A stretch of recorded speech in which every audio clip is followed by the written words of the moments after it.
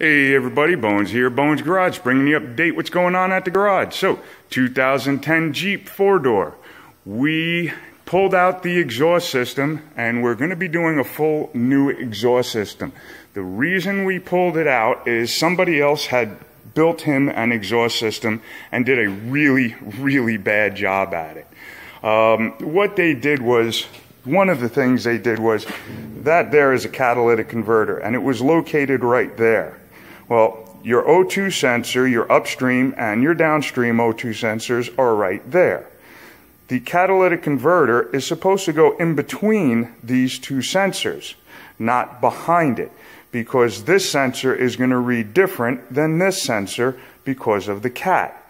Also, we had another problem with it. When they installed it, they didn't tighten up all the bolts a second time on the header flange. Well, what that caused is an exhaust leak. And you can see right here, see where the carbon, the sooty buildup is? That was leaking really bad. And right here we have the gasket that was there. And you can see it was leaking right here. Had a little bit of a leak right there, but we also had a crack right here. So it was also leaking right there off of the head side of the gasket. And we had a little bit of a leak right there. So what that's going to do is every time one of these cylinders compresses and sends exhaust out, which we call a pulse, it's going to suck in a little bit of air as well, which causes a lean condition according to the O2 sensors. So the O2 sensors are going to be reading that extra air saying, hey, you're not putting enough fuel in to the computer, and the computer's going to say, okay, let's dump more fuel in. Well, as the computer's dumping more fuel in, the cylinders aren't able to burn all that fuel. So what happens is all of that fuel that's now coming out of your cylinder is going into the exhaust system.